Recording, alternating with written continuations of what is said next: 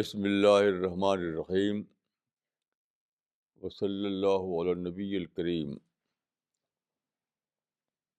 رب اشرح لی صدری ویسر لی امری واحلل عقدۃ من لسانی یفقہوا قولی۔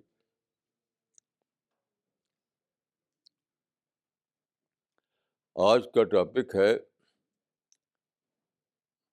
جرنی آف ہسٹری، تاریخ کا سفر۔ دیکھیے، تاریخ کے سفر کے موضوع پر بہت کچھ لکھا گیا ہے، لیکن میں ایک اور اینگل سے بات کرنا چاہتا ہوں۔ میرا اینگل وہ ہے جس کو آپ کہہ سکتے ہیں ڈیوائن اینگل، یعنی جو اس کائنات کا جو کریٹر ہے، جو خالق ہے، وہ جس اینگل سے دیکھ رہا ہے ہسٹری کو، اس اینگل سے ہسٹری میں کیا سفر ہو رہا ہے اور کہاں پہنچا ہے، اس کے بارے میں کچھ عرض کرنا چاہتا ہوں۔ آپ جانتے ہیں کہ اس کائنات کو اللہ نے پیدا کیا، پھر اس نے سولر سسٹم بنایا، پھر اس میں پلانٹ ارتھ بنائی، جو ابھی تک کی ساری معلومات کے مطابق پوری یونیورس میں ایک ایکسیپشن ہے۔ یہ دنیا بہت ہی بڑی ہے، بہت ہی بڑی، بہت ہی بڑی ہے، لیکن اس میں تمام تلاش کے باوجود ٹیلیسکوپ جب بنی تو پوری یونیورس میں انسان نے تلاش کرنا شروع کیا کہ کیا کہیں پلانٹ ارتھ جیسا کوئی سیارہ ہے جہاں پانی ہو، جہاں لائف ہو، جہاں زندگی کا سامان ہو۔ تو ابھی تک کوئی بھی ایسا پلانٹ پوری یونیورس میں نہیں ملا ہے، جبکہ یونیورس اتنی بڑی ہے، اتنی بڑی ہے کہ سائنسدانوں کا ماننا ہے کہ اس کا جو ریڈیس ہے، یونیورس کا جو ریڈیس ہے، وہ اتنا بڑا ہے کہ 46 بلین لائٹ ایئرس چاہیے اس کے کور کرنے کے لیے۔ اگر کوئی سفر کرے لائٹ ایئرس کے مطابق، یعنی 1,86,000 فیٹ سیکنڈ کی رفتار سے، تب بھی اس کو یونیورس کے ریڈینس کو طے کرنے کے لیے 46 بلین ایئرس چاہیے۔ اتنی بڑی ہے، اور کاؤنٹلیس اسٹارس ہیں، کاؤنٹلیس پلانٹس ہیں، کاؤنٹلیس گلیکسیز ہیں، اور جو انسان نے جو ٹیلیسکوپ بنائے ہیں، جو ماڈرن ٹیلیسکوپ ہے، وہ بہت دور تک دیکھ سکتی ہے، لیکن کہیں بھی زمین جیسا کوئی سیارہ دریافت نہیں ہوا۔ تو اللہ نے یہ زمین بنائی، یہاں پر پانی تھا، اور وہ ساری چیزیں جس کو ہم کہتے ہیں لائف سپورٹ سسٹم، پھر یہاں پہ انسان کو بسایا۔ یہ اسپیشل کریشن اور یہ اسپیشل اہتمام جو ہے کس لیے ہے؟ سچ پوچھے تو یہ پیراڈائز کے لیے یہ ہے انسان کو سلیکٹ کرنا۔ اللہ تعالیٰ نے ایک دنیا بنائی جو پرفیکٹ دنیا ہے، جو آئیڈیل دنیا ہے، جہاں ہر قسم کے ڈیزائر کی تحقیق کا کامل سامان موجود ہے۔ تو وہاں پر سیٹل کرنے کے لیے اللہ کو انسان چاہیے. یہ دنیا جو ہے سلیکشن گراؤنڈ ہے. پوری ہسٹری میں اللہ کے اینجلز واچ کر رہے ہیں اور ایک ایک انڈیویجول کا ریکارڈ تیار کر رہے ہیں.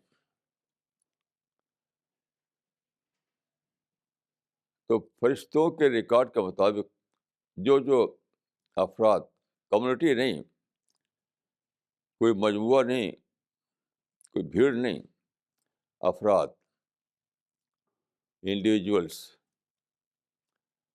پوری ہسٹری سے اللہ کو سلیکٹ کرنا ہے. وہ سلیکشن ہو رہا ہے. ان سارے لوگوں کو جو پوری ہسٹری میں ایسے لوگ نکلے، ان کو سلیکٹ کر کے پیراڈائز میں بسایا جائے گا. تو یہ لوگ جو دنیا میں بھیجے گئے، ان سے کیا مطلوب تھا؟ ان سے مطلوب تھا کہ وہ کریٹر کو دریافت کریں، پرپز آف لائف کو دریافت کریں، اور اس کے مطابق اپنی زندگی کو بنائیں. یعنی خود سے کریں. یعنی کوئی ڈائریکشن دیا جائے ان کو. سیلف ڈسکورڈ ریئلائزیشن پہ کھڑے ہوں، اور اختیار رکھنے کے باوجود اپنے کو سرنڈر کریں اللہ کے آگے. ہر قسم کی آزادی کے باوجود اپنے آپ کو ڈسپلن میں رکھیں.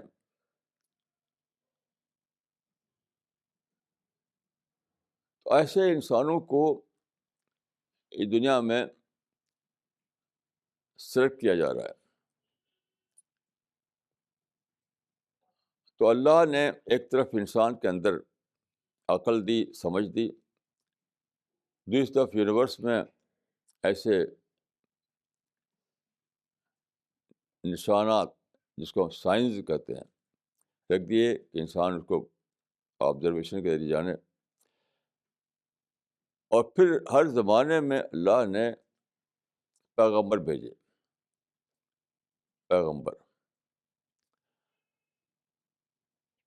پیغمبر بتاتے رہے، اعلان کرتے رہے سچائی کا. لیکن پوری ہسٹری گزر گئی اور کچھ افراد ملے، کبھی بھی کوئی بڑا مجموعہ انسانیت کا پیغمبروں کا ساتھ نہ دے سکا. پیغمبروں کے ساتھ دو چیز ہوتی تھی: انا ارسلنا رسلنا بالبینیات وارسلنا معمول کتاب والمیزان. یعنی ایک تو ان کے پاس ہوتی تھی اللہ کی طرف آئی ہوئی وحی، اور دوسرے معجزہ. حضرت موسیٰ کو عصا کا معجزہ دیا گیا. تو انسان بہت ہی کم ایسے انسان نکلے جو پیغمبروں کو مانے. وہ زیادہ تر ایک کر اگنور کیا کہ تم تو جادوگر ہو، تم تو میجیشین ہو. تو اللہ نے ہسٹری میں ایک پروسیس چلایا. وہ پروسیس یہ تھا کہ خود انسان کے اپنے مسلمہ، یعنی ریشنلی ایکسیپٹڈ بیس پر یہ سچائی پروو ہو جائے، جس کو پیغمبر بتاتے رہے. آپ جانتے ہیں کہ اللہ کا جو پلان تھا، تو پیغمبر ہمیشہ آنے والے نہیں تھے. 7th سینچری AD کے فرسٹ کوارٹر میں آخری پیغمبر آئے. انہیں پر وہ سیل آف دا پرافٹ تھے، ان پر پیغمبری ختم ہو گئی. تو اب جو کام تھا دعوت کا اور اللہ کا پیغام لوگوں تک پہنچانے کا، اس کے لیے معجزے کا سپورٹ حاصل نہ رہا، کیونکہ معجزہ آتا ہے پیغمبروں کے لیے. تو بعد کے دائیوں کے لیے اللہ نے ایک اور انتظام کیا. وہ یہ تھا کہ خود انسان کے اپنے مسلمہ، یعنی ریشنلی ایکسیپٹڈ بیس پر بات کو کہنا ممکن ہو جائے. تو یہ ایک پوری ہسٹری ہے، پوری ہسٹری ہے۔ اب میں آپ کو شروع سے جو جرنی چلی ہے یہ اس کی طرف اشارہ کرنا چاہتا ہوں۔ دیکھیے، سب سے پہلے انسان نے کیا کیا، وہ نیچر ورشپ میں مبتلا ہو گیا، جس کو ہم کہتے ہیں شرک۔ شرک کیا ہے؟ Nature worship. یہ جو بہت زیادہ دکھائی دینے والی چیزیں تھیں، جیسے سورج، چاند، ستارے، سمندر، پہاڑ، انہیں کو سمجھ لیا کہ یہی خدا ہیں، ان کو پوجنے لگا وہ۔ شرک کیا تھا؟ شرک دراصل نیچر ورشپ تھی۔ تو نیچر کو ڈیونٹی کی جگہ سے ہٹانا تھا، تو اللہ نے کیا کیا، ایک پروسیس چلایا۔ اس پروسیس کے بعد اس کے کمبینیشن پر سائنس وجود میں آئی، فزیکل سائنسز۔ فزیکل سائنسز نے کیا کیا کہ نیچر کو ڈیونٹی کے مقام سے ہٹا دیا۔ لوگ سمجھتے تھے کہ مسٹیریس پاور ہے سورج میں، چاند میں، ستاروں میں، سمندر میں، پہاڑ میں۔ تو ایک مسٹیریس پاور کو مان کر کے وہ ان کو خدا بنائے ہوئے تھے، ان کو پوچھتے تھے۔ تو سائنس نے کیا کیا،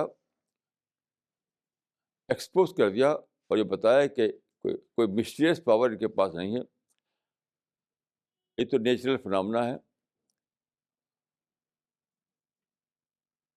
تو سائنس کے ظہور کے بعد یہ مت ختم ہو گیا، یہ مت کہ نیچر جو ہے وہی خدا ہے۔ یعنی کریچر کو کریٹر کا درجہ دے دیا۔ تو اس زمانے میں جو فزیکل سائنسز پیدا ہوئیں اور انہوں نے جو ڈسکوریز کی ہر فیلڈ میں، انہوں نے ٹیلیسکوپ بنائی، مائکروسکوپ بنائے اور بہت سے طریقے دریافت کیے انہوں نے۔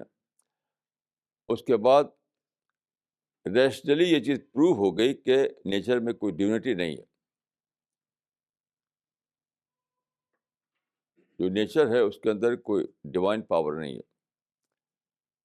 اس طرح سائنس کے ذریعے اللہ تعالیٰ نے نیچر کو ڈیونٹی کے مقام سے ہٹا دیا۔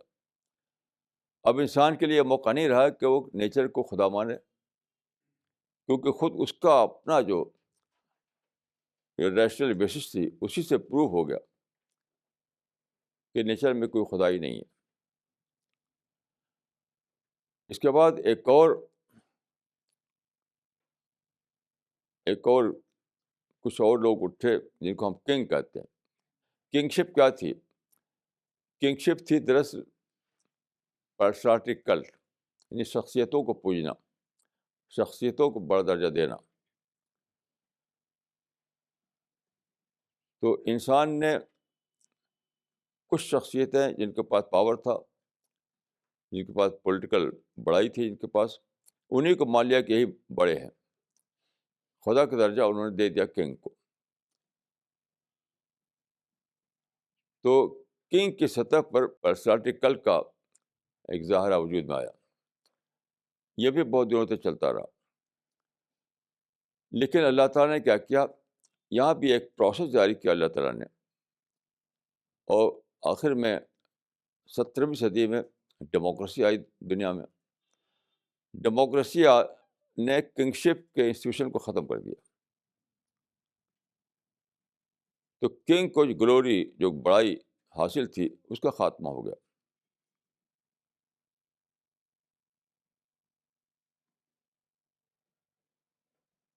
جیسے قرآن میں آپ پڑھتے ہیں کہ حضرت ابراہیم کے زمانے میں جو بادشاہ تھا، اس نے کہا تھا کہ میں ہی خدا ہوں، میرے سوا کون خدا ہے۔ حضرت موسیٰ کے زمانے میں فرعون نے ہی کہا میں ہی خدا ہوں، میرے سوا کون خدا ہے۔ تو یہ جو پولیٹیکل گلوری لوگ ملی ہوئی تھی، پولیٹیکل پاور ملا ہوا تھا، اس کی وجہ سے لوگ بہت بڑے بھرم میں تھے، ایک فالس ہوڈ میں جی رہے تھے۔ تو اللہ تعالیٰ نے ایسا پروسیس چلایا ہسٹری میں، جس کا ایلیمنیشن جس تھا ڈیموکریسی، 7 سینچری AD میں۔ اس نے کنگشپ کے ادارے کو ختم کر دیا. اس بات کو مصر کا جو کنگ فاروق تھا اس نے جان لیا تھا، جس کی حکومت ختم ہوئی تھی 1952 میں. تو اس نے کہا تھا کہ اب دنیا میں بادشاہت ختم ہو گئی، البتہ صرف 5 بادشاہ باقی رہیں گے، 4 کنگ کا اور 1 برٹن کا. اس کا مطلب کیا تھا کہ کچھ سمبولک ٹائپ کے کنگ باقی رہیں گے، پیپر کنگ باقی رہیں گے، ریئل کنگ اب دنیا میں نہیں ہوں گے. اور ویسے ہو گیا.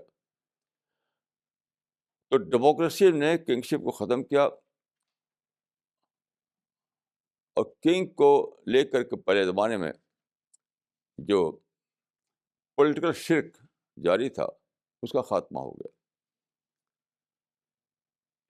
لیکن شیطان رکا نہیں. شیطان نے کیا کیا کہ پہلے لوگوں کو نیچر ورشپ میں مبتلا کیا، وہ ختم ہوا. تو اس لوگوں کو کنگ ورشپ میں مبتلا کیا، وہ ختم ہوا. اب جو 20th سینچری میں ایک تیسرا جو ایجاد کیا شیطان نے، وہ کیا تھا؟ وہ تھا ہیومنزم. ابھی چل رہا ہے یہ، اگرچہ وہ بہت زیادہ اس کو ایروجن ہوا. ہیومنزم کیا ہے؟ ہیومنزم کا مطلب ہے transfer of seat from God to man. 20th century میں بہت سے ایسے تھنکر اور فلاسفر پیدا ہوئے. انہوں نے کہا کہ انسان جو ہے وہی سینٹرل فگر ہے اس کائنات میں. انسانی کو سینٹر میں بٹھا دیا انہوں نے. نہ کوئی خدا ہے، نہ انجل ہے، نہ کچھ ہے. انسانی سب کچھ ہے. انسان ماسٹر آف دا یونیورس ہے. اس کو کہتے ہیں ہیومنزم. ہیومنزم پر بہت سی کتابیں لکھی گئی ہیں، آپ انٹرنیٹ پر دیکھ سکتے ہیں. تو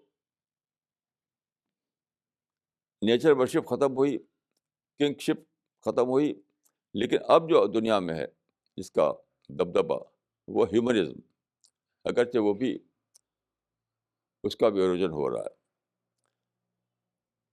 تو 20ویں صدی میں بہت دبدبہ رہا. اسی کے ایک اور فلاسفی نکلی جس کو کہتے ہیں ایگزسٹینشلزم. ایگزسٹینشلزم جو ہے وہ ہیومنزم کا ہی فلسافیکل یعنی ایڈیشن ہے. تو یہ بہت زبردست، اس پر بے شمار کتابیں لکھی گئیں. بہت یہ اس کا پرچار ہوا کہ ہمیں کسی کی ضرورت نہیں، نہ خدا کی، نہ انجیل کی، نہ کسی کی. انسان خود ماسٹر آف دا یونیورس ہے. لیکن دیکھیے، ماسٹر آف دا یونیورس بننے کے لیے ایک جو چیز درکار ہے وہ صرف کوئی الفاظ نہیں، کچھ فلاسفی نہیں. اس کے لیے چاہیے قدرت، پاور کے بغیر ماسٹر آف دا یونیورس کہنا بالکل بے معنی بات ہے. تو کچھ عرصے تک انسان اس بھرم میں رہا کہ انسان کے پاس پاور ہے. لیکن اس زمانے میں یعنی 20th سینچری کے سیکنڈ ہاف میں ایک فنامنا پیدا ہوا جس کو ہم کہتے ہیں گلوبل وارمنگ. اب 21st سینچری میں یہ بہت بڑھ گیا ہے. یعنی جو اس دنیا میں اس زمین پر جو لائف سپورٹ سسٹم تھا وہ سب ٹوٹنے لگا. دیکھیے، ہمارے لیے سب سے بڑی چیز جو چاہیے آپ کو پانی کے بہت بڑے بڑے اسٹور تھے اس زمین پر. بہت بڑے گلیشیئر، بہت بڑے بڑے آئس برگ، نارتھ پول اور ساؤتھ پول پر بہت بڑے برف کے پہاڑ، وہ پگھل آتے تھے. ان سے ہمیں فریش واٹر ملتا تھا. گلوبل وارمنگ کا نتیجہ ہوا کہ بہت زیادہ پگھل چکے ہیں. یہ پہاڑوں کے گلیشیئر بہت زیادہ پگھل چکے ہیں. نارتھ پول اور ساؤتھ پول کی برف بہت زیادہ پگھل چکی ہے. آئس برگ بہت زیادہ پگھل چکے ہیں. یہ پانی پگھل پگھل پر چلے جا رہے ہیں سمندروں میں، جو کہ سالٹ ہوتا ہے. یعنی فریش واٹر سالٹ واٹر بن رہا ہے. جو لوگ سائنس سے واقف ہیں، جو سائنٹیفک جرنل پڑھتے ہیں، ان کو پتہ ہے کہ آج کل برابر سائنسداں اسی میں لگے ہوئے ہیں جاننے کے لیے کہ کیا ہم اس کو روک سکتے ہیں، گلوبل وارمنگ کو روک سکتے ہیں، یہ جو گرین ہاؤس گیسز ہے اس کو روک سکتے ہیں، یہ جو ساری ایئر جو ہے پلوٹ ہو گئی کیا اس کو روک سکتے ہیں. یہاں تک کہ سمندر کا پانی 95% پلوٹ ہو چکا ہے، تو کیا اس کو روک سکتے ہیں ہم؟ لیکن برابر یہ چیزیں بڑھ رہی ہیں اور سائنسداں روکنے میں بالکل ہی یعنی فیل ہو رہے ہیں. تو گلوبل وارمنگ نے یہ بتایا کہ ہیومنزم کا کانسیپٹ ایک فالس کانسیپٹ ہے. انسان کیسے ماسٹر ہے یونیورس کا جب کہ وہ کنٹرول نہیں کر سکتا، وہ روک نہیں سکتا. لائف سپورٹ سسٹم ختم ہو گیا. چنانچہ جو سب سے بڑا تھیٹیکل سائنٹسٹ ہے برٹش اسٹیفن ہاکنگ، وہ کہہ رہا ہے کہ اب زمین پر ہم نہیں رہ سکتے، بہت سے بہت 30 ایئرس ہم رہ سکتے ہیں اس زمین پر، کیونکہ لائف سپورٹ سسٹم ہی نہیں رہے گا. تو وہ کہہ رہا ہے کہ ہمیں اب اسپیس کالونی بنانا چاہیے. اسپیس کالونی کہ زمین سے اوپر جائیں خلا میں، اور آرٹیفیشل کالونیز کے اندر رہیں. لیکن یہ تو ایک فکشن کی بات ہے. اس کالونی میں آپ کہاں سے لائف سپورٹ سسٹم لائیں گے، کہاں سے پانی لائیں گے، کہاں سے غلہ اگائیں گے، کہاں سے ایگریکلچر اور ہارٹیکلچر لائیں گے؟ تو دیکھیے، نیچر ورشپ کو ختم کیا فزیکل سائنسز نے، کنگشپ کو ختم کیا ڈیموکریسی نے، اور ہیومنزم کو ختم کر رہا ہے گلوبل وارمنگ. انسان کا ہیلپ لیس ثابت ہونا یہ ثابت کرتا ہے کہ ہیومنزم کی فلاسفی ایک فالس فلاسفی تھی. انسان کو کچھ قدرت نہیں، کچھ بھی نہیں کر سکتا. انسان کی بس میں نہیں ہے کہ وہ جو کاربن ایمیشن جو ہواؤں میں شامل ہو گیا ہے، اور ساری دنیا کی ہوائیں زہریلی ہوائیں بن رہی ہیں، ان کو روکے. برف کے جو بڑے بڑے اسٹور جو تھے وہ پگھل پگھل پر سمندروں میں چلے جا رہے ہیں، ان کو روکے. فضا میں جو گرمی آ گئی ہے، جو کہتے ہیں گلوبل وارمنگ، اس کو روکے. بہت سے اینیمل مر گئے، بہت سے پلانٹ اب ختم ہو گئے. یعنی پورا لائف سپورٹ سسٹم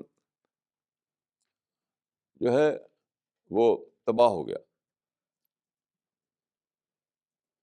یہ تباہی کے آخری مرحلے میں ہے. جو لوگ صرف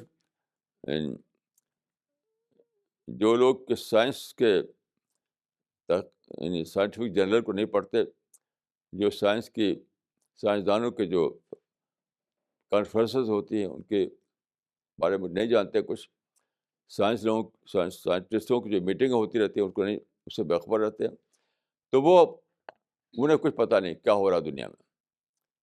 سائنٹیفک کمیونٹی بہت زیادہ پریشان ہے. پوری دنیا کے سائنٹیفک کمیونٹی بہت زیادہ پریشان ہے کہ کیا کیا جائے. تو ہیومنزم تو ختم ہو گیا. اگر انسان ماسٹر آف دا یونیورس ہے تو کیوں نہیں روکتا وہ گلوبل وارمنگ کو روکے، لائف سپورٹ سسٹم کو دوبارہ مینٹین کرے، تو وہ بھی پریکٹیکلی ختم ہو گیا. اب ایک اور جو ڈیولپمنٹ بہت بڑا دنیا کے سامنے آیا ہے، وہ کیا ہے؟ دنیا کے بارے میں جو علمی مطالعہ شروع ہوا، اس کا فاؤنڈر بتایا جاتا ہے گلیلیو اور نیوٹن. اس زمانے میں علمی مطالعہ شروع ہوا. تو شروع زمانے میں یعنی نیوٹن کے زمانے میں یہ سمجھا گیا کہ کائنات جو ہے ایک میکینیکل مشین ہے. جیسے ایک مشین ہے، اس کو آپ چلا دیں چلتی رہے گی. اس کے پاس عقل نہیں ہے، اس کے پاس تھاٹ نہیں ہے. تو کائنات پوری کی پوری ایک میکینیکل مشین ہے. کائنات کا جو بیس ہے میٹر ہے. لیکن یہ جو تھیوری تھی وہ ڈیمیج ہو رہی تھی، یہاں تک کہ آئنسٹائن کے زمانے میں بالکل ختم ہو گئی. کیونکہ آپ جانتے ہیں کہ آئنسٹائن کا جو ڈسکوریز تھی اس نے ثابت کیا کہ میٹر نہیں بلکہ انرجی جو ہے کائنات کی بیس ہے. یعنی بلڈنگ بلاک کائنات کا پہلے جو سمجھا گیا تھا کہ میٹر ہے، تو آئنسٹائن نے جو ڈسکوری کی اس سے ثابت ہوا کہ بلڈنگ بلاک یونیورس کا میٹر نہیں ہے، انرجی ہے. تو وہ ڈیمیج ہوگا. وہ پھر ابھی بھی سفر جاری رہا. آگے فریڈ ہائل اور دوسرے جو سائنٹسٹ پیدا ہوئے انہوں نے دکھایا کہ انرجی نہیں بلکہ انٹیلیجنٹ جو ہے، انٹیلیجنس بلڈنگ بلاک ہے. یعنی یونیورس کے پیچھے انٹیلیجنس ہے، ذہانت. کیسی عجیب بات ہے. یعنی میٹر سے آگے پڑھ کر، میٹرس کے بعد، میٹر سے سفر شروع کر کے پہنچا انرجی تک، انرجی سے پہنچ کر پہنچا انٹیلیجنس تک. تو اب یہ مانا جا رہا ہے سائنٹیفک کمیونٹی میں کہ اس دنیا کے پیچھے انٹیلیجنس ہے. یہ انٹیلیجنٹ یونیورس ہے. یہ میکینیکل یونیورس نہیں ہے، انٹیلیجنٹ یونیورس ہے. اب جو ریسنٹلی یہ جو تحقیقات ہوتی رہتی ہیں، تو ابھی ریسنٹلی جو ایک یونیورسٹی آف واشنگٹن میں جو ریسرچ ہوئی ہے، میرے پاس یہ انگریزی اخبار ہے 17 دسمبر کا، دسمبر 17 کا. اس کی دیکھیے، اس کی جو ہیڈنگ ہے master computer controls universe. Master computer controls universe. یہ اس یونیورسٹی آف واشنگٹن کے جو سائنسداں ہیں انہوں نے ریسرچ کیا ہے. ان کی ریسرچ چھپی ہے سائنٹیفک جرنل میں، اس کی رپورٹ اخبار میں آئی. ان کا کہنا ہے کہ اتنا زیادہ کمپلیکس ہے معاملہ یونیورس کا، اتنا زیادہ اس کے اندر انٹیلیجنس ہے، اتنا زبردست کنٹرول ہے، اتنا زبردست ڈسپلن ہے کہ آپ کوئی ایکسپلین نہیں ہوتا کہ اس کے بغیر کہ مانا جائے کہ کوئی بہت ہی سپر کمپیوٹر ہے، کہ بہت ہی سپر کمپیوٹر ہے جو اس کو پوری طرح اپنے کنٹرول میں لیے ہوئے. تو ان کا ماننا ہے کہ ماسٹر کمپیوٹر کنٹرولس یونیورس. یہ ماسٹر کمپیوٹر کیا ہے؟ یعنی ماسٹر کمپیوٹر جو ہے صرف ایک لفظ کی بات ہے. اس کا مطلب ہے ڈیوائن کمپیوٹر. کیونکہ کمپیوٹر جو میکینیکل کمپیوٹر ہوتا ہے وہ تو کچھ بھی نہیں کر سکتا. آپ جانتے ہیں کہ انسان جو اس میں فیڈ کرتا ہے اسی کو بتاتا ہے آپ کمپیوٹر. جیسے میں بول رہا ہوں تو میں اپنے آپ بول رہا ہوں، اس طرح نہیں بولتا کمپیوٹر.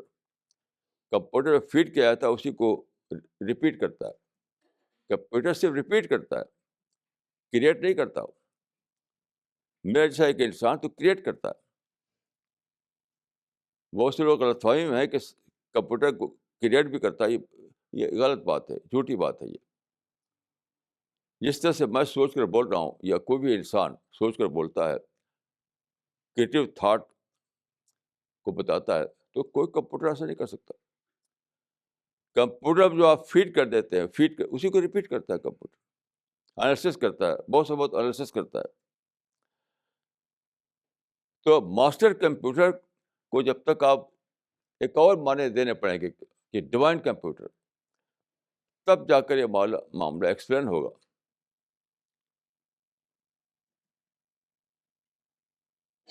تو جب انسان نے یہ کہا کہ کائنات کا بلڈنگ بلاک میٹر ہے، وہ بات چلی نہیں. پھر کہا کائنات کے بلڈنگ بلاک انرجی ہے، وہ بات چلی نہیں. پھر کہا کائنات کے بلڈنگ بلاک انٹیلیجنس ہے، وہ بھی نہیں چلا. اب کیا کرے، کائنات کا بلڈنگ بلاک جو ہے وہ کیا ہے؟ ایک ماسٹر کمپیوٹر. ابھی یہ بات پوری نہیں ہوئی.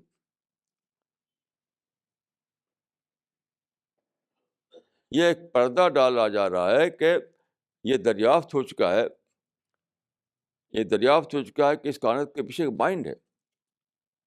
جہاں تک میں جانتا ہوں، پہلا سائنٹسٹ جس نے مائنڈ کا ورڈ یوز کیا تھا وہ تھا sir James Jeans, British scientist.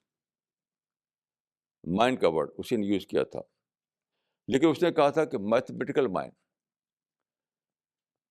اس نے کہا تھا کہ یونیورس کے پیچھے ایک میتھمیٹیکل مائنڈ ہے. ایک برٹش سائنٹسٹ تھا سر جیمز جینز.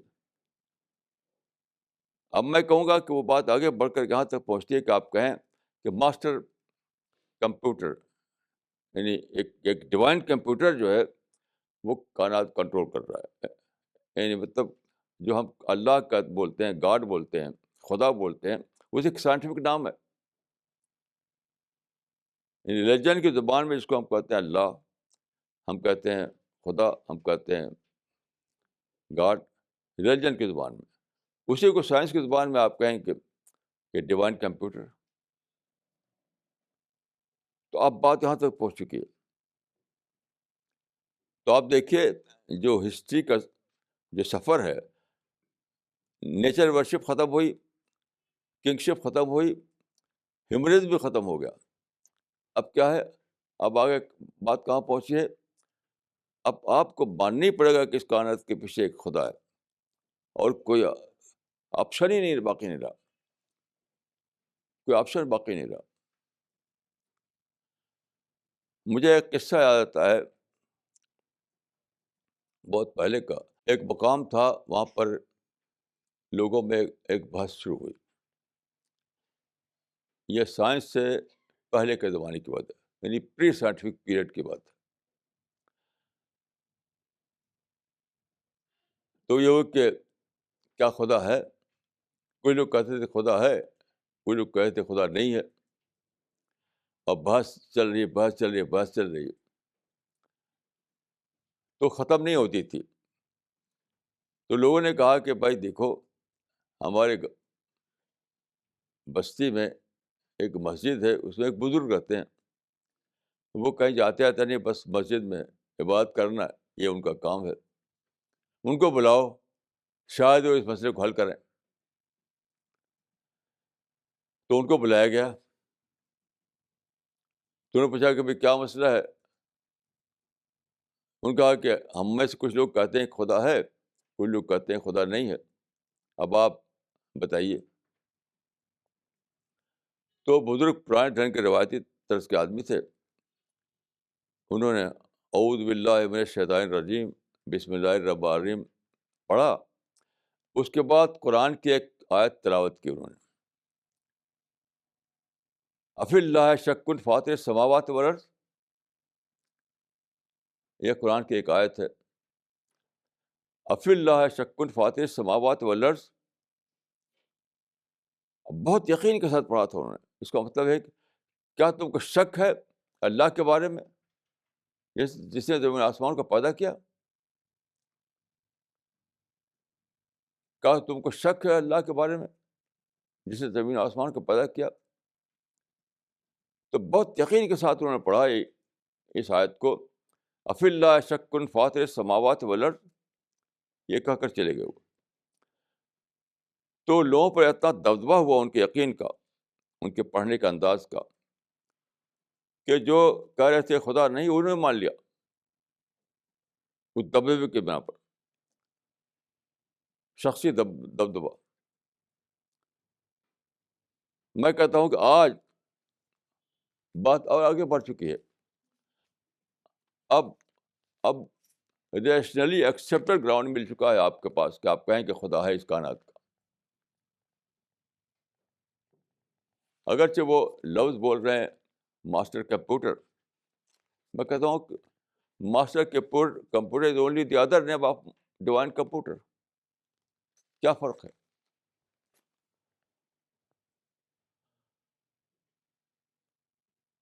تو یہ ہے یعنی جس کو میں نے کہا تھا کہ آج کا ٹاپک ہے جرنی آف ہسٹری، تاریخ کا سفر۔ تو تاریخ کے سفر کے کئی اینگل ہیں۔ میں جس اینگل سے میں عرض کر رہا ہوں وہ اینگل ہے جس سے خدا تاریخ کا سفر کروا رہا ہے۔ دیکھیے، اللہ تعالیٰ نے کائنات کو پیدا کیا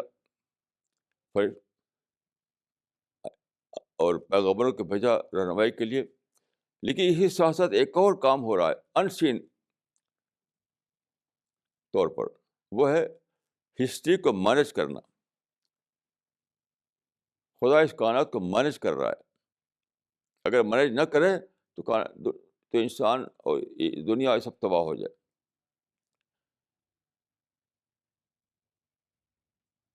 تو خدا نے کریٹ کیا، زمین بنائی، یہاں سارے اسباب حیات پیدا کیے، انسان کو سیٹل کیا یہاں پر، پھر نبیوں کے ذریعے ہدایت بھیجنا شروع کیا۔ لیکن ساتھ ساتھ وہ غافل نہیں ہے، کل یوم ہوا فی شان، وہ مینیج کر رہا ہے۔ کل یوم ہوا فی شان کو اگر میں لفظ بدل کہوں، لفظ بدل کر، تو میں کہوں کہ خدا اس کائنات کو مینیج کر رہا ہے، انسانی تاریخ کو مینیج کر رہا ہے۔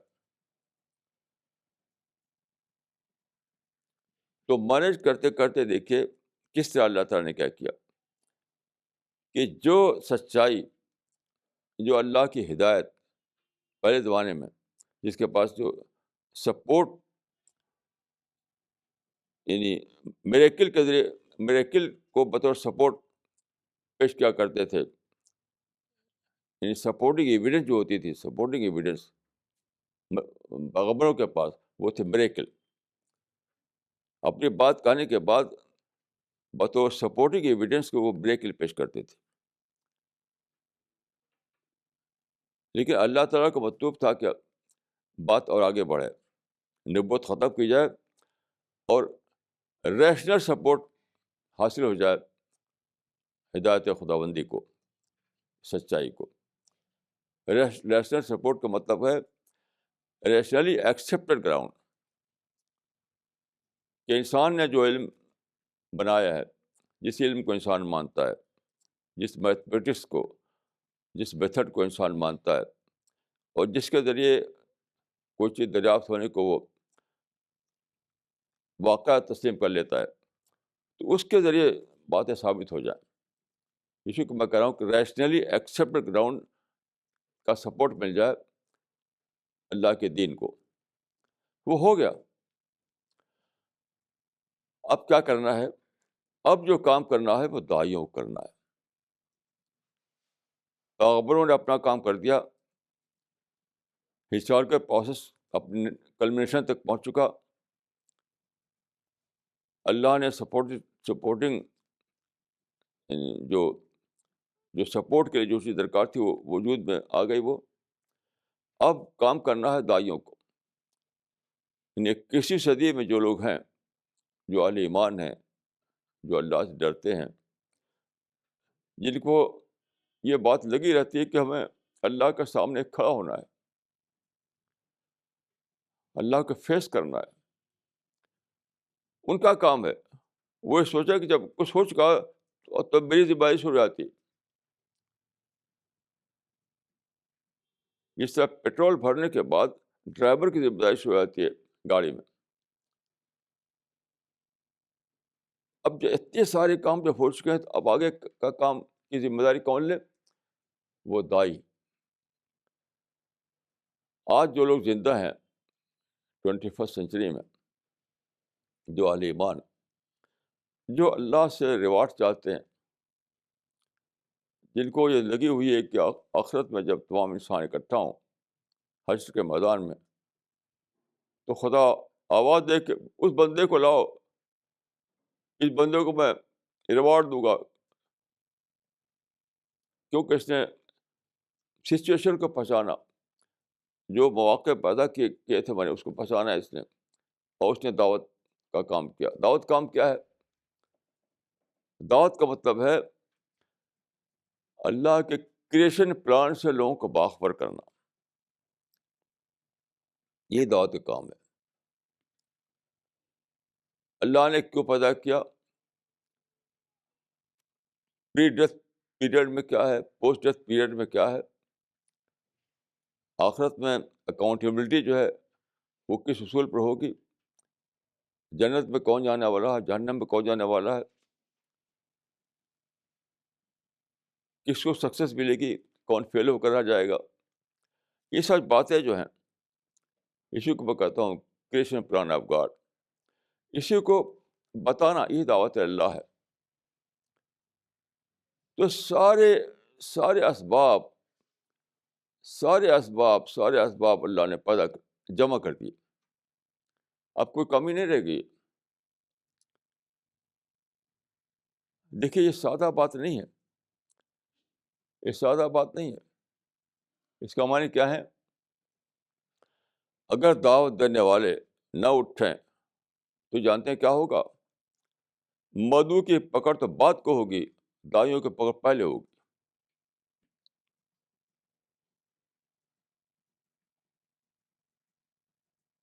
یہ جو نہیں جانتے ان کی پکڑ بعد کو ہوگی، جنہوں نے جاننے کے باوجود دعوت کا کام نہیں کیا ان کی پکڑ پہلے ہوگی. یہ سادہ بات نہیں، یاد رکھیے، یہ سادہ بات نہیں ہے. ایک تو وہ انسان ہے دنیا میں، بلین انسان ہیں، یہ وہ لوگ ہیں جنہیں ابھی سچائی کی خبر نہیں. سچائی سے بے خبر ہو کر وہ صبح کرتے ہیں، سچائی سے بے خبر ہو کر وہ شام کرتے ہیں. سچائی سے بے خبری میں ان کے دن گزرتے ہیں، سچائی سے بے خبری میں ان کی رات گزرتی ہے. سچائی سے بے خبری میں وہ جیتے ہیں اور سچائی سے بے خبری میں وہ مر جاتے ہیں. ایک وہ انسان ہے. دوسرے وہ انسان ہیں جن کے پاس قرآن ہے، جن کے پاس اللہ کی وحی ہے، جن کو علم ہے کہ اللہ کا منصوبہ کیا ہے، اللہ کا کیسے پلان کیا ہے، موت کے بعد کیا کچھ ہونے والا ہے، جانتے ہیں. ان کو میں دائی کہہ رہا ہوں، دوسرے انسان مدعو کہہ رہا ہوں. تو مدعو جو ہیں، جو بے خبری میں جی رہے ہیں، ان کی پکڑ تو بعد کو ہوگی. سب سے پہلے پکڑ ان لوگوں کو ہوگی جن کو میں دائی کہہ رہا ہوں، جن کو جانتے ہیں اور پھر بھی وہ کچھ کر نہیں رہے. یقین کیجیے، اس میں ذرا بھی شک نہیں کہ آپ کی جنت اس پر منحصر ہے کہ آپ دوسروں کو جنت کا راستہ دکھائیں. اگر آپ نے دوسروں کو جنت کا راستہ نہیں دکھایا تو آپ کی جنت بھی ڈاؤٹ فل ہے. کوئی خوشفہمی اگر ہو کہ ہماری جنت ریزرو ہے، ہم دوسروں کو بتائیں یا نہ بتائیں، ہرگز ریزرو نہیں ہے. بتانا پڑے گا آپ کو، اٹھنا پڑے گا آپ کو، لوگوں کو باخبر کرنا پڑے گا آپ کو. آپ کا پیسہ، آپ کی انرجی، آپ کا وقت اس میں لگانا پڑے گا.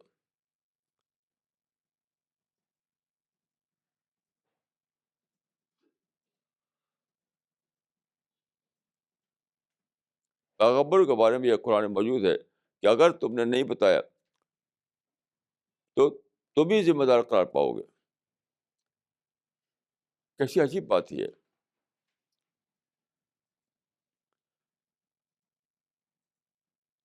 تو ہسٹری کو مینیج کرنا یہ انسان کے بس میں نہیں تھا. یہ صرف خداوند عالم کر سکتا تھا. جس طرح سے انسان، جس طرح سے تاریخ کو مینیج کرتے کرتے کرتے یہاں پہنچایا اللہ تعالیٰ نے، یہ کسی کے بس میں نہیں تھا. یہ بادشاہوں کے بس کی چیز نہیں تھی. یہ ملٹی نیشنل نہیں کر سکتے تھے. یہ کوئی بھی دنیا کا پاورفل آدمی نہیں کر سکتا تھا.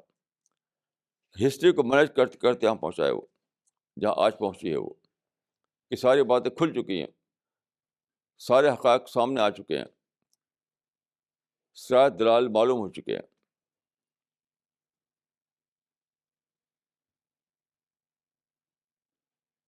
تو قرآن میں ہے کہ رسول مبشرین و منذرین لئلا یکون للناس اللہ حجۃ بعد الرسل. یہ داعی ہوتے ہیں جنہیں اللہ کا پیغام پہنچانا انسان تک، ان کو قرآن میں منذر مبشر کہا گیا ہے، یہ لوگوں کو بتانے والے۔ تو قرآن میں ہے کہ ایسا اللہ نے اس لیے کیا تاکہ حجت اللہ پر نہ رہے، حجت اللہ پر نہ رہے، یعنی لوگ حشر کے میدان میں یہ نہ کہہ سکیں کہ ہم کو خبر نہیں تھی کہ کیا منصوبہ تخلیق کا، یعنی کریشن پلان کیا ہے اللہ کا، یہ ہمیں پتہ نہیں تھا، نہیں تو ہم اس کو فالو کرتے۔ تو یہ کہنے کا موقع کسی کو نہ رہے، حشر کے میدان میں کوئی یہ نہ کہہ سکے کہ ہم تو بے خبر تھے۔ تو یاد رکھیے، دعوت اللہ کا مقصد ہوتا ہے بے خبری کو توڑنا، لوگوں کی ان اویئرنیس کو ختم کرنا، تاکہ کوئی اللہ پر الزام نہ لگا سکے، اللہ پر حجت نہ قائم کر سکے، خود اپنی حجت اپنے اوپر جائے کہ میں نے جان بوجھ کر اس کو فالو نہیں کیا، میں نے جانتے بوجھتے اپنا راستہ دوسرا اختیار کیا۔ تو اللہ اپنے اوپر سے حجت ہٹا کر کے انسانوں پر حجت ڈالنا چاہتا ہے، اسی کے لیے پیغمبر بھیجے، اسی کے لیے دعوت کی ذمہ داری ڈالی گئی ان لوگوں پر جو اس بات کو جانتے ہیں، جو رسول اللہ پہ ایمان رکھتے ہیں۔ تو بہت ہی سیریس بات ہے، بہت سنگین بات ہے۔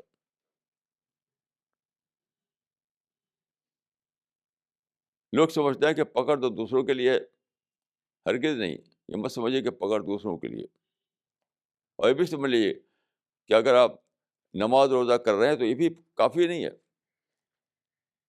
یہ بھی بہت بڑی غلط فہمی ہے کہ نماز روزہ کر رہے ہیں کافی ہے۔ دعوت اللہ کام لازماً کرنا پڑے گا، وہ فرض ہے، فرض ہے، فرض ہے، فرض ہے۔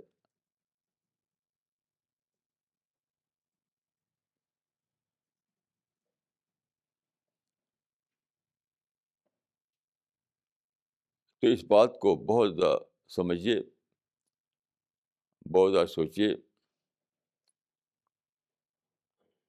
اور اللہ تعالیٰ نے اس زمانے میں جو سہولتیں پیدا کر دی ہیں کہ کچھ کرنے نہیں آپ کو۔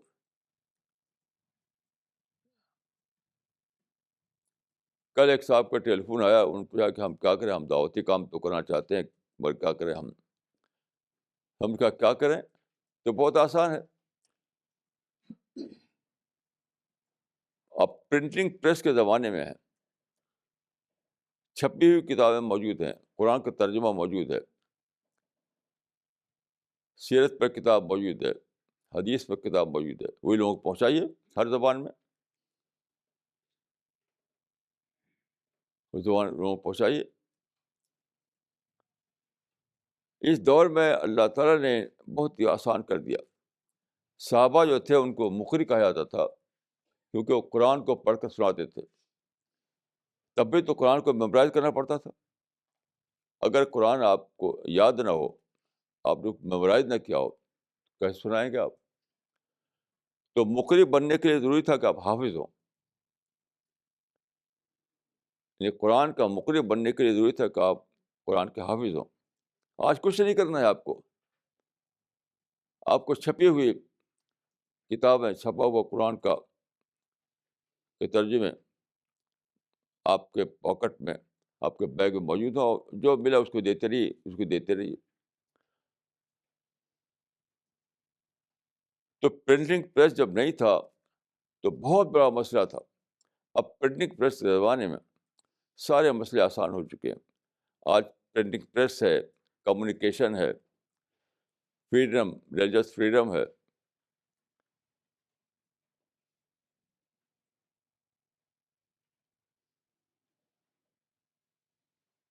لیکن یہ کام کرنے کے لیے آپ کو ایک اور چیز کو چھوڑنا پڑے گا، وہ ہے کمیونل تھنکنگ، وائلنس اور گن کلچر، بم کلچر، نفرت اور لوگوں سے لینڈ کے لیے جھگڑے، یہ سب جو ہے یہ حرام کے درجے میں چھوڑنا پڑے گا. یہ سب جو کر رہے ہیں مسلمان، یہ سب حرام سے کم نہیں ہے. یہ لینڈ کی لڑائی، دنیا مفاد کی لڑائی، عجیب غریب قسم کے دنیوی انٹرسٹ گڑھ رکھے لوگوں نے، اس کی لڑنا. ابھی میں نے اخبار میں پڑھا کہ ایک مسلم ملک میں ایک زندہ جلا دیا ایک انسان کو کہ صاحب اس نے قرآن کی بےحرمتی کی ہے. آپ بتائیے کہ قرآن لوگوں کو پہنچا ہے، اس کی ایک تڑپ نہیں ہے، اور فرضی طور پر یہ ایک الزام لگایا کسی کے اوپر کہ اس نے قرآن کی بےحرمتی کی ہے تو اس کو جلا دیا. کیا خدا خوش ہو جائے گا ایسے لوگوں سے؟ یعنی یہ لوگ جنہوں نے یہ سب کرتے ہیں روزانہ، مسلم ملکوں میں کر رہے ہیں، ہر جگہ کر رہے ہیں، کہ قرآن کی بےحرمتی کو برداشت نہیں کرتے، اور یہ اتنا بڑا کوتاہی ہو رہی ہے کہ قرآن لوگوں تک پہنچایا نہیں جا رہا، تو اس کو کیسے برداشت کر رہے ہیں آپ؟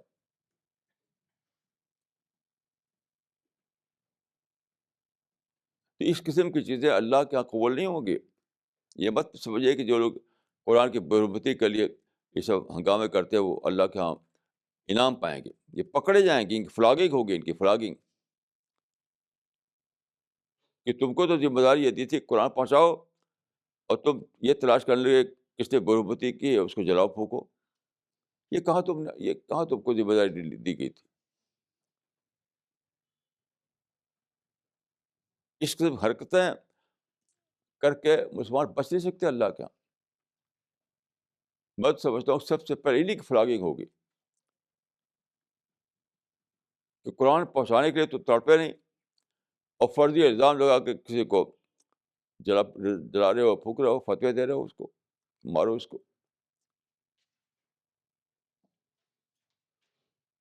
یہ فتوی دینے والے بھی مجرم ہیں، اور جو اس فتوی پر عمل کر کے اس انسان کو مارتے ہیں اور جلاتے ہیں وہ بھی مجرم ہیں. دونوں برابر کے مجرم ہیں.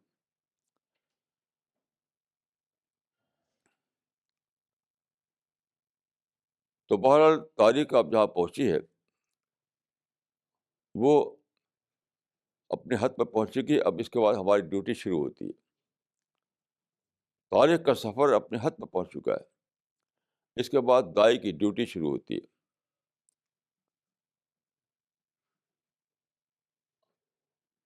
اب ہمیں کیا کرنا ہے؟ ہمیں لوگوں تک قرآن پہنچانا ہے، اسلامی کتابیں پہنچانی ہے، لٹریچر پہنچانا ہے، اندھا دھند یہ کام کرنا ہے. اس طریقے سے کمپیوٹر کے ذریعے سے، انٹرنیٹ کے ذریعے سے، جو عالمی کمیونیکیشن کا ذریعہ ہے اس کے ذریعے لوگوں تک پہنچانا ہے.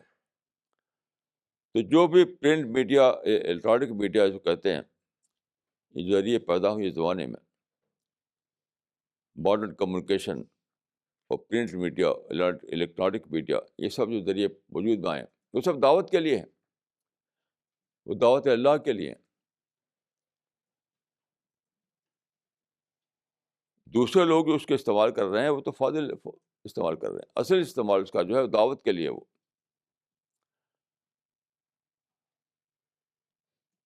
اب کسی کے لیے ایکسکیوز نہیں ہے،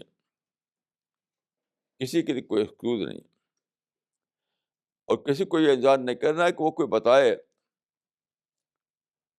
آپ کو خود ہی خود اٹھ کھڑے ہونا ہے.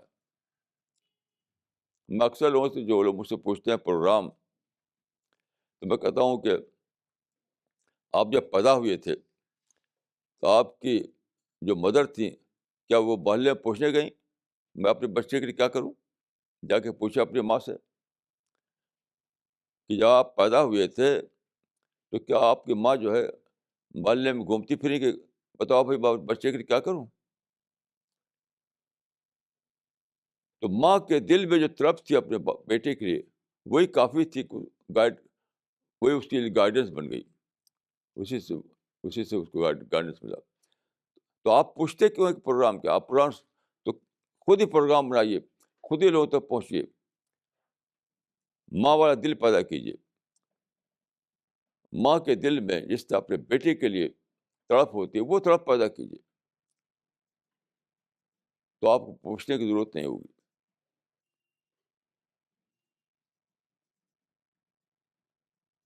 تو دائی وہ ہے جو جس کے اندر جس سے ماں تڑپتی ہے اپنے بیٹی کے لیے، وہ تڑپے مدعو کے لیے، وہی دائی ہے. اسی کو اللہ تعالیٰ کے ہاں دائی کا انعام ملے گا.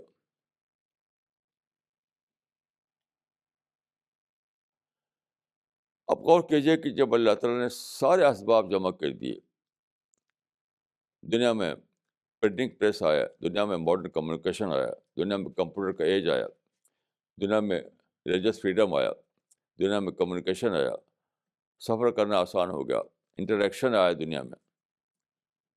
یہ سارے جو اس کے یعنی متعلقات ہے، اس کی جو ضرورتیں ہیں دعوت کی، وہ سب اللہ تعالیٰ کی طرف سے مہیا کر دی گئی. تو اب کیا عذر ہے؟ اب ایکسکیوز کیا ہے؟ تو وقت آ گیا ہے کہ آپ کا پیسہ، آپ کی انرجی، آپ کا وقت، آپ کی سوچ، آپ کی توجہ، سب کچھ اسی کے لیے ڈائیورٹ کر دی جائے، دعوت کے لیے.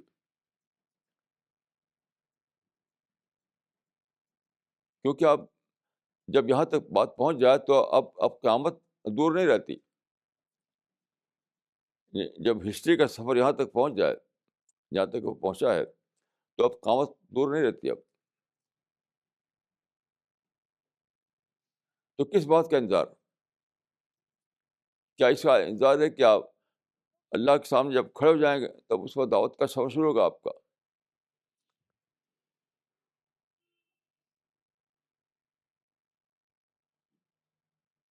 تو تمام عذر، تمام ایکسکیوز ختم ہو چکے ہیں. کوئی ایکسکیوز کسی کے پاس نہیں ہے.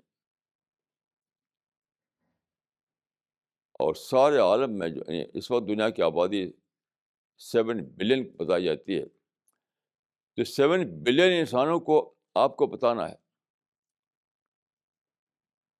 مجھے ایک قصہ یاد آتا ہے کہ جب انڈیا آزاد ہوا تھا، اس وقت انڈیا میں جو آبادی تھی وہ 36 کروڑ تھی، 36 کروڑ.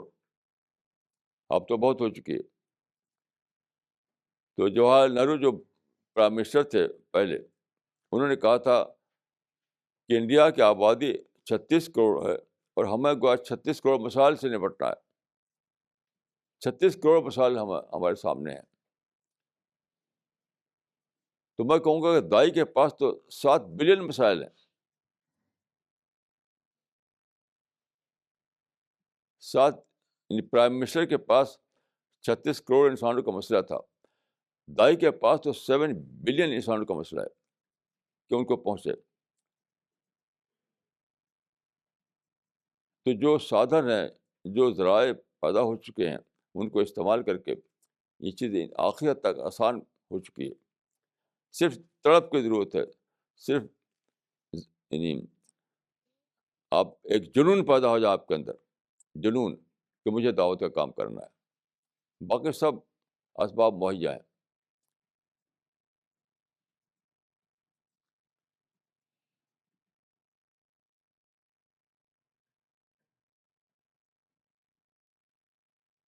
تو بہرحال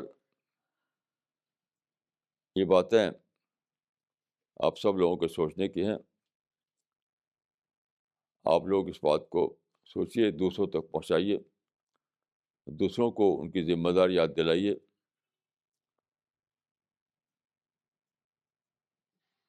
وہ سارے لوگ جو سچائی کو جان چکے ہیں، ان کے لیے کوئی آپشن اس کا سوال نہیں ہے کہ وہ اٹھ کھڑے ہوں.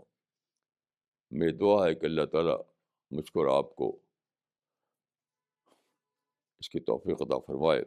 اقول قولی ھذا واستغفر اللہ لی ولکم اجمعین.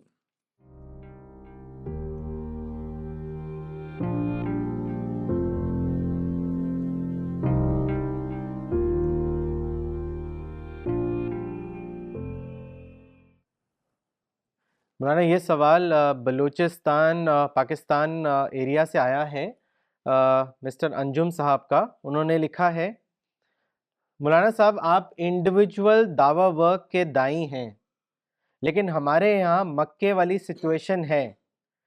میرا سوال یہ ہے کہ یہ مدینے والی صورت کب اختیار کرے گی، اس کے بارے میں بتائیں. دیکھیے، مکہ و مدینہ، مکی دور اور مدنی دور جو ہے یہ ہسٹری کے فنامنا ہے، یہ دعوت کا پرنسپل نہیں ہے، اس سے اخذ کیا جا سکتا۔ ایک صاحب، ایک بہت بڑے عالم کی کتاب ہے دعوت دین پر، اس میں دعوت کو 3 مرحلے بتائے انہوں نے: دعوت، ہجرت، جہاد۔ یہ صحیح نہیں ہے، یہ رسول اللہ کے زمانے میں جو واقعہ پیش آیا وہ ایک ہسٹری تھی۔ اسی کو آپ کو ریپیٹ نہیں کرنا ہے کہ پہلے دعوت دو، پھر ہجرت کرو، پھر لڑائی کرو۔ یہ کوئی اسلام نہیں ہے۔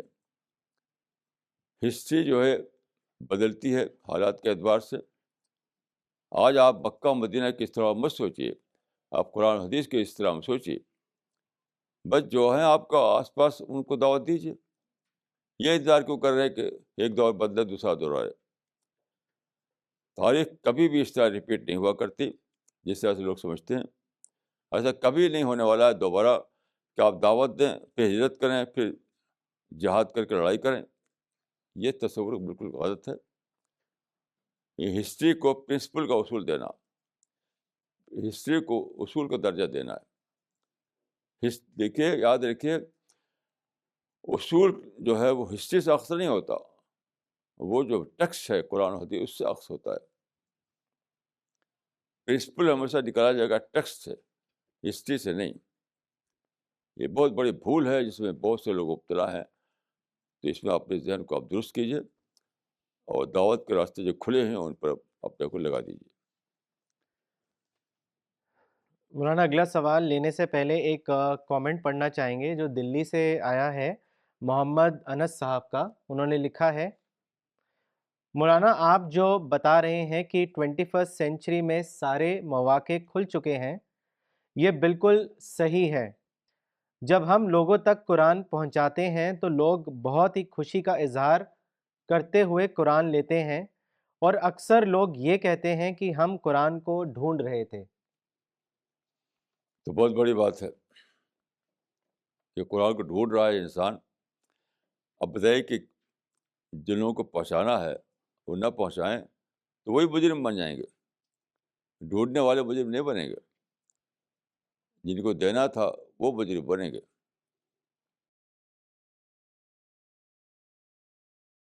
مولانا اگلا سوال دلی سے ہے، مس نغمہ صدیقی کا۔ انہوں نے لکھا ہے: When all explaining fails, we have to do dua for people. How can we do dua with well-wishing for both Muslims and non-Muslims? Please advise. اس میں دعا میں کوئی فرق تو ہوتا نہیں، آپ دعا سب کے لیے کیجیے، دعا میں تو کوئی فرق نہیں ہے۔ حتیٰ کہ جو کو سو کال ظالم کے لیے بھی دعا کرنا ہے، سو کال کانسپریٹر کے لیے بھی دعا کرنا ہے، سب کے لیے یکساں طور پر۔ مولانا اگلا سوال میری لینڈ یو ایس اے سے آیا ہے، مس گلزیبہ احمد کا۔ انہوں نے لکھا ہے: مولانا صاحب، can you please explain this حدیث which is narrated by انس بن مالک؟ اور مولانا وہ حدیث اس طرح ہے: A funeral procession passed and the people praised the deceased. The Prophet said, "It has been affirmed to him." Then another funeral procession passed and the people spoke badly of the deceased. The Prophet said, "It has been affirmed to him." Umar bin al-Khattab asked Prophet, "What has been affirmed?" Prophet replied, "You praised this, so paradise has been affirmed to him. And you spoke badly of this, so hell has been affirmed to him. You people are Allah's witness on earth." دیکھیے، اس میں جو پہلا حصہ ہے وہ اس میں اصل بات نہیں ہے، اصل بات تو ہے آخری حصے میں ہے۔ انتم شہداء اللہ فی الارض، شہداء کا معنی دعات، دائی۔ اس پر میں لکھ چکا ہوں اس سے پہلے، آپ پڑھیے۔ اس حدیث کا اصل جز یہ ہے کہ تم دنیا میں اللہ کے گدائی ہو، گواہ ہو۔ تو مطلب یہ کہ جب جن کے پاس یہ قرآن کی وراثت ہے، وہی تو دعوت کا کام کریں گے. تو یہ حدیث دعوت کی ذمہ داری کو بتاتی ہے. اس سے جو جس لینا ہے ہمیں وہ صرف یہ لینا ہے کہ ہمیں دعوت کا کام کرنا ہے. اگر ہم دعوت کام نہ کریں تو پکڑ جائیں گے.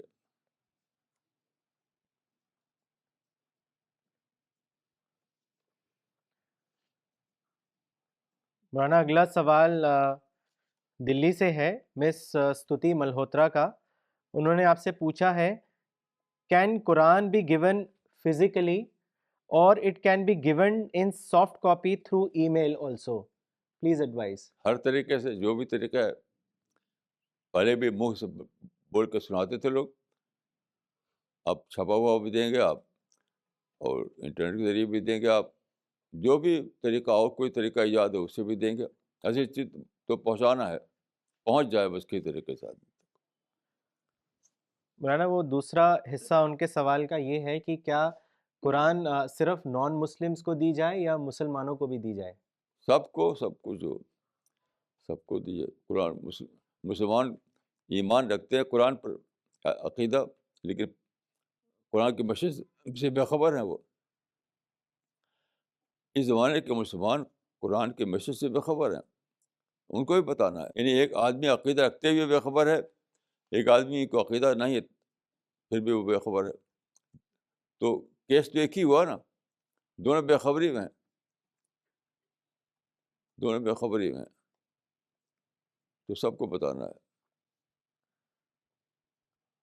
مولانا اگلا سوال لینے سے پہلے ایک کامنٹ پڑھنا چاہیں گے جو دلی سے آیا ہے مسٹر خالد انصاری کا. انہوں نے لکھا ہے، my recent interaction with India's top notch bureaucrats and policy makers of the country has exposed me to an understanding that people who appear to be most intelligent are actually unaware of the creation plan of God. It's been last 3 months and an overwhelming number of 250 booklets of creation plan have reached them. I find opportunities of dawa work are immense, but these are very small in number. Maulana, you have rightly said, one needs tadap for dawa work. جزاک اللہ، جزاک اللہ.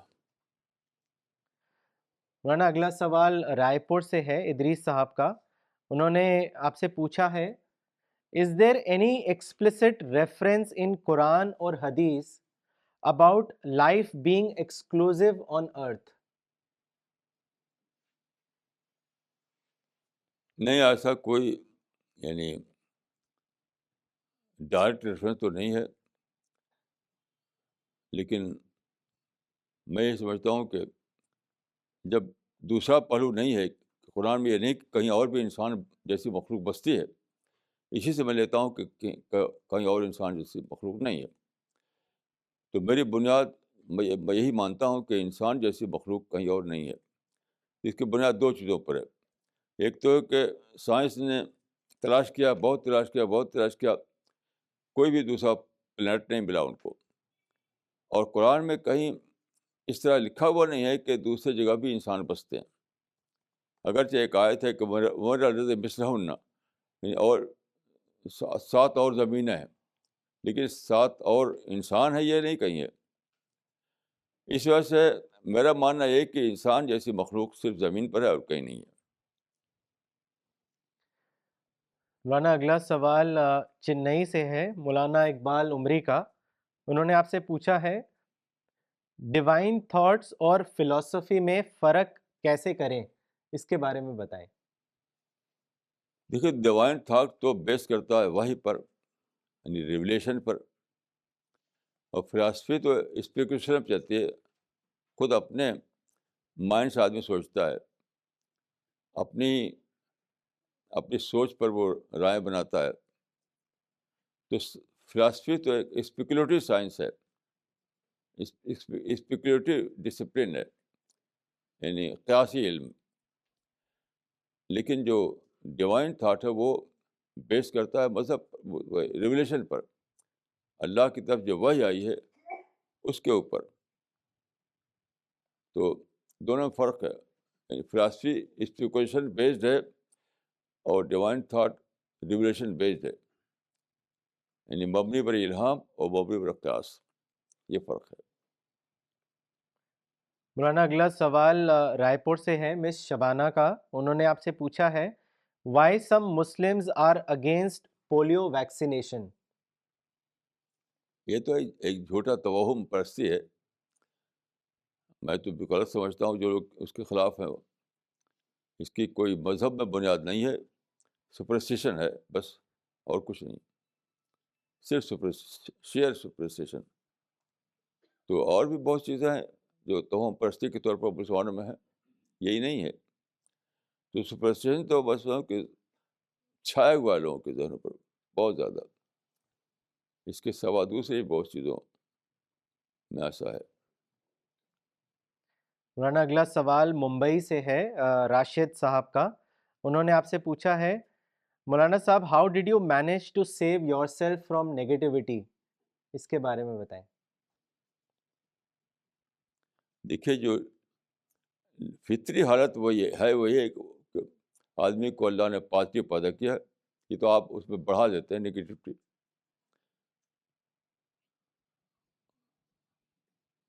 تو ہر حدیث میں آتا ہے کہ سارے انسان فطری حالت میں پیدا کیے جاتے ہیں، کل مولدین یولد الفطرہ، تو اپنی فطرت کو آپ پریزرو رکھیے بس، then you are positive thinker. کل مولدین یولد الفطرہ، ہر آدمی پیدا ہوتا ہے فطرت پر، یعنی پیدائشی طور پر ہر آدمی پازیٹیو تھنکر ہی ہوتا ہے۔ آس پاس کے خیالات سے اثر لے کر آپ نگیٹو بن جاتے ہیں، تو اثر مت لیجیے، اپنی فطرت کو باقی رکھیے، maintain your nature, then you are a positive thinker, maintain your real nature and then you are a positive thinker, simple formula ہے۔ مولانا ان کا ایک اور سوال ہے، انہوں نے آپ سے پوچھا ہے are negative incidents a part of test, اس کے بارے میں بتائیں۔ ظاہر ہے ٹیسٹ تو ہی ہے، اس دنیا میں سب کچھ ٹیسٹ ہے۔ نگیٹو واقعات جو ہوتے ہیں وہ اس لیے ہوتے ہیں کہ آپ اس پر صبر کریں، اس کو اوائڈ کریں، اس کو اعراض کریں، اس سے سبق لیں، نہیں کہ وہ غصہ ہو جائے اور نفرت میں مبتلا ہو جائیں۔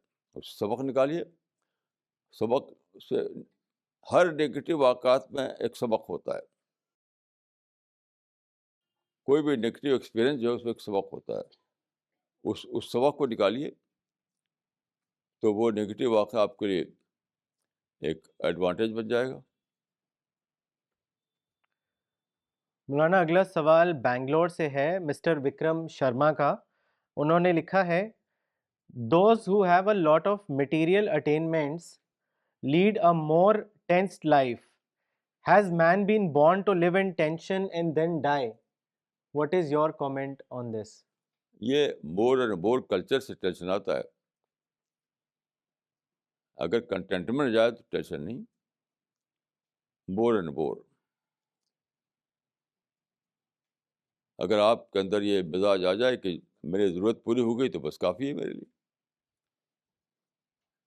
یعنی نیڈ پر اگر آپ اپنے کو یعنی مطمئن کر لیں، نیڈ پر آپ راضی ہو جائیں، تو پھر ٹینشن کا سوال ہی نہیں پیدا ہوتا۔ یہ سارا ٹینشن جو آتا ہے مور اینڈ مور کلچر پر آتا ہے، کوئی حد نہیں ہے آدمی کے پاس، اور چاہیے اور چاہیے اور چاہیے، یہاں تک کہ مر جاتا ہے وہ، اور اس کا اور کبھی ختم نہیں ہوتا۔ تو سب سے بڑی ضرورت یہ ہے کہ مور اینڈ مور کلچر سے آدمی اپنے کو بچائے۔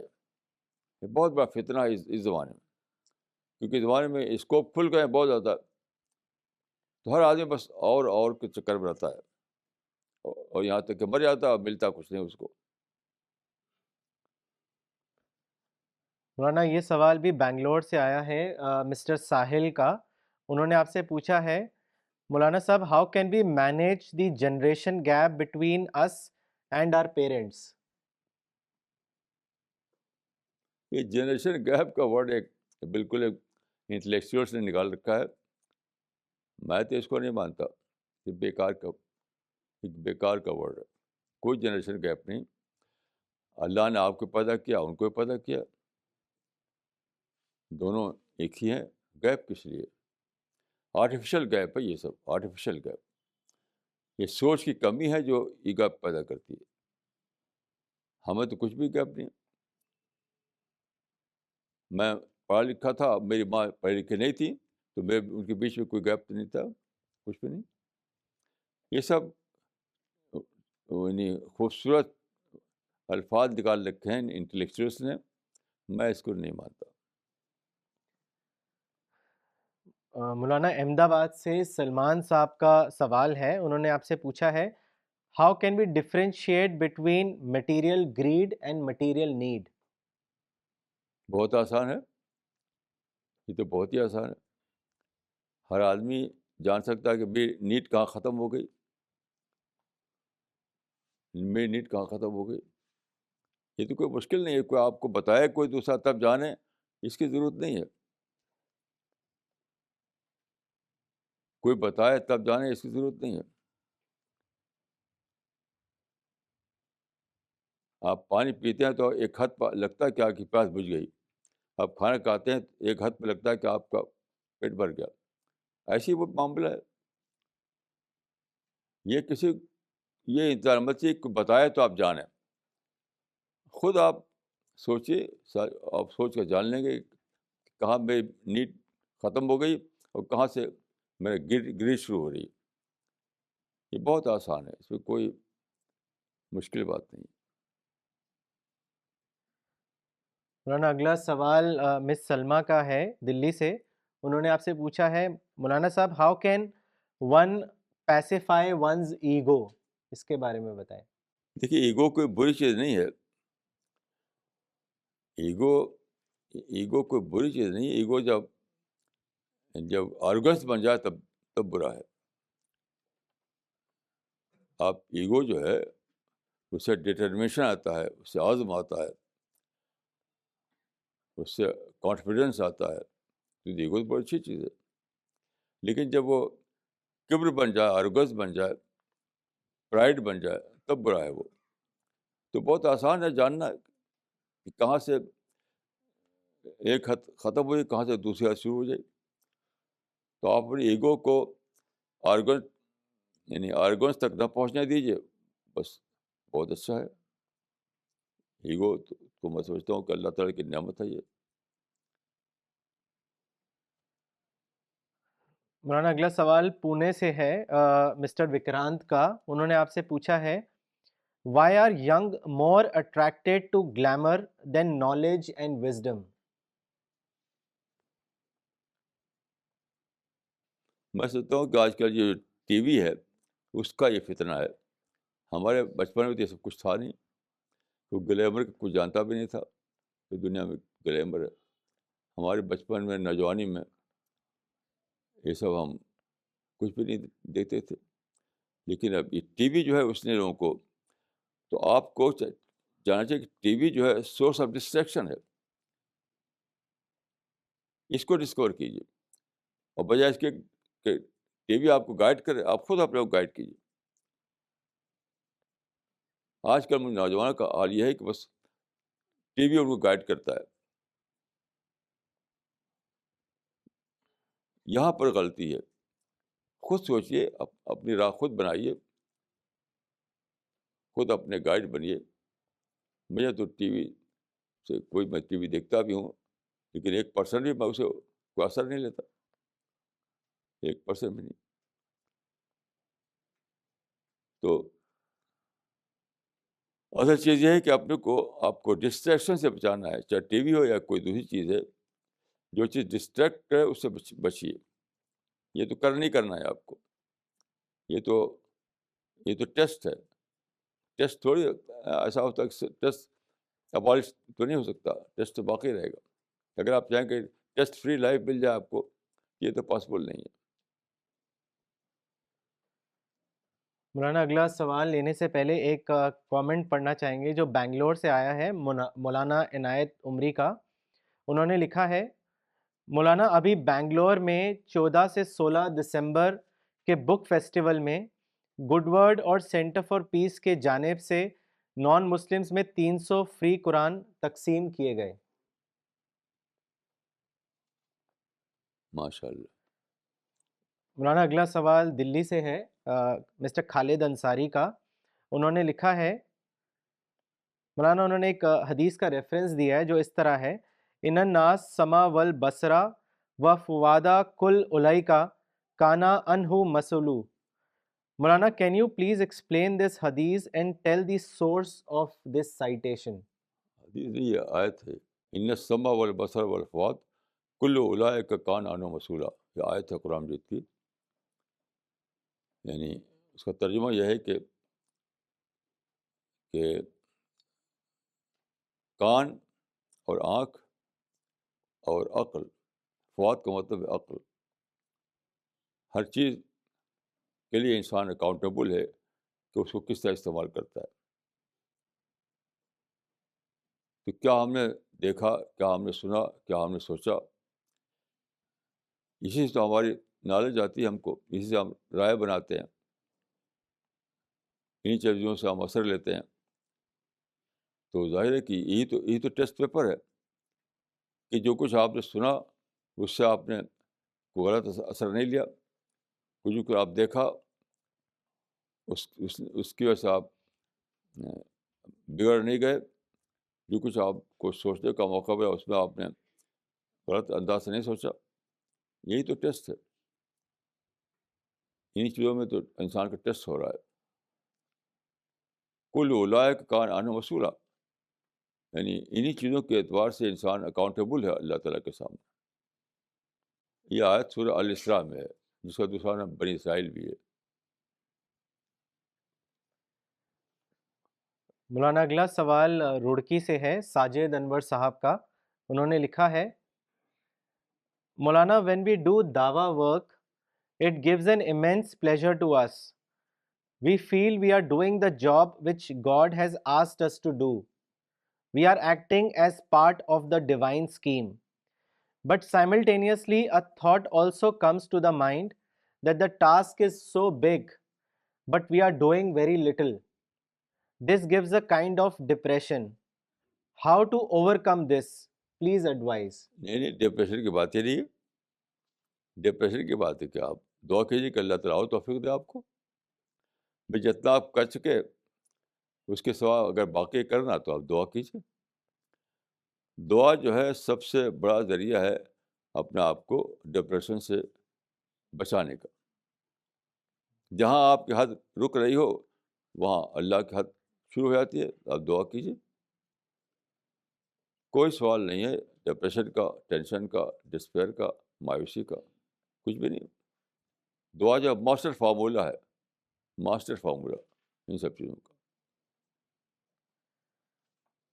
دعا کا مطلب ہوتا ہے اللہ تعالیٰ مزید توفیق دے، اللہ تعالیٰ مزید راستے کھولے، اللہ تعالیٰ مزید مواقع دے، اللہ مزید ہمیں ساتھی دے. تو یہی کام کیجیے.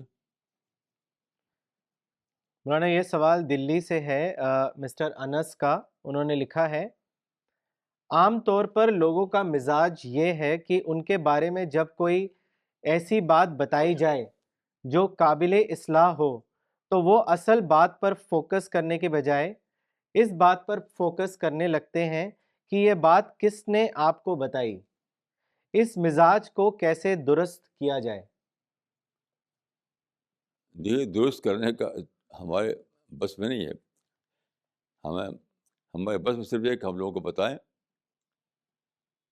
درست کرنا تو یہ پیغمبر کے بس میں بھی نہیں تھا. آپ لوگوں کو بتائیے کہ یہ سوچ جو ہے یہ بہت ہی بری سوچ ہے، منافقانہ سوچ ہے. سوال یہ نہیں کس نے کہا، سوال یہ ہے کہ کیا ایسا ہے. یعنی میرے اندر اگر ایک کمزوری ہے اس کی کوئی شخص نشاندہی کرتا ہے تو مجھے یہ نہیں پوچھنا چاہیے کس نے بتایا. میں سوچنا چاہیے کیا واقعہ ایسا ہے تو میں اپنی اصلاح کروں. تو اس معاملے میں آپ کی ذمہ داری درست کرنے کی نہیں ہے، آپ کی ذمہ داری ہے بتانے کی کہ ایسی سوچ جو ہے یہ منافقت ہے. منافقت بہت بڑا اللہ کے نزدیک بہت بری چیز ہے. یہ بتائیے لوگوں کو. یہ طرز فکر جو ہے یہ منافقانہ طرز فکر ہے, یہ سوچ منافقانہ سوچ ہے. یہ بتائیے لوگوں کو. مولانا اگلا سوال حیدرآباد سے ہے.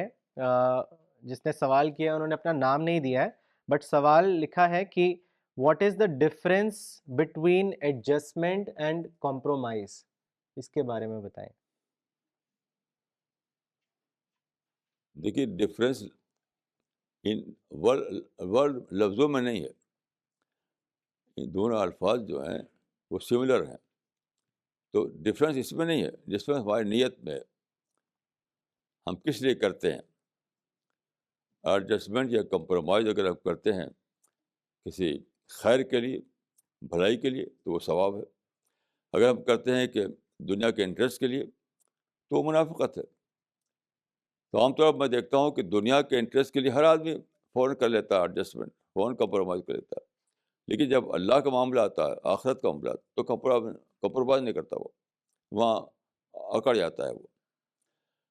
تو یاد رکھیے ایڈجسٹمنٹ اور کمپرومائز یعنی ڈکشنری کے اعتبار سے دونوں ایک ہی ہیں, نیت کے اعتبار سے فرق ہو جاتا ہے. عام طور پر لوگوں کا حال ہے کہ جہاں ان کا انٹرسٹ کا مسئلہ آ جائے تو فوراً وہ کمپرومائز کر لیں گے, فوراً ایڈجسٹ کر لیں گے, ذاتی انٹرسٹ کا مسئلہ. اور جب مسئلہ ہو دین کا, اللہ کا, آخرت کا, تو وہاں اکڑ دکھاتے ہیں. یہ بہت بڑا گناہ ہے, یہ منافقت ہے. منافقت ذاتی معاملے میں کمپرومائز کر لینا, اور جب معاملہ ہو دین کا تو وہاں کمپرومائز نہ کرنا, اسی کا نام تو منافقت ہے. یہ تو بہت بڑا گناہ ہے اللہ کے نزدیک. اس قسم کی ڈولیٹی جو ہے, ڈولیٹی ڈبل اسٹینڈرڈ, اسی کا نام منافقت ہے. آدمی کو اس سے بچنا چاہیے. مولانا ان کا ایک اور سوال ہے, انہوں نے آپ سے پوچھا ہے can we be free of negative feelings like self doubt. ٹھیک ہے, سیلف ڈاؤٹ کوئی ورڈ نہیں, یہ تو ایک برا غلط نام دینا ہے. سیلف ڈاؤٹ کو کہتے ہیں, اس کو انٹراسپیکشن کہیے. ڈاؤٹ کرنے کی کیا ضرورت ہے. آپ ڈاؤٹ کیوں کرتے ہیں. انٹراسپیکشن کیجیے, محاسبہ کیجیے, سوچیے. سیلف ڈاؤٹ بچتا ہوں کہ کوئی ورڈ نہیں ہے. اصل جو چیز ہے وہ ہے انٹراسپیکشن, محاسبہ, اپنے بارے اپنے خلاف سوچنا. آدمی کو یقین پر جینا چاہیے, لیکن ساتھ ساتھ محاسبہ بھی کرنا چاہیے. یقین پر جیتے ہوئے انٹراسپیکشن بھی کرنا چاہیے. یہ ہے صحیح بات. مولانا اگلا سوال حیدرآباد سے آیا ہے, نام نہیں ہے مولانا, لیکن سوال یہ ہے does Islam degrade women, اس کے بارے میں بتائیں. ہرگز نہیں, بالکل غلط ہے. قرآن میں دیکھیے سورہ آل عمران میں ہے بعضکم من بعض, بعضکم من بعض, جو جو جو درجہ عورت کا وہ درجہ مرد کا. حدیث میں آتا ہے کہ النساء شقاق الرجال, اس کا مطلب یہ کہ یعنی men and women are two equal halves of a single unit. تو یہ بالکل غلط ہے کہ ڈی گریڈ کیا ہے اسلام نے عورت کو. اس میں کوئی شک نہیں کہ دونوں میں کا برابر درجہ. اس پر ہم نے تفصیل سے لکھا ہے, ہماری کتاب جو ہے خاتون اسلام, اس میں آپ پڑھ لیجیے.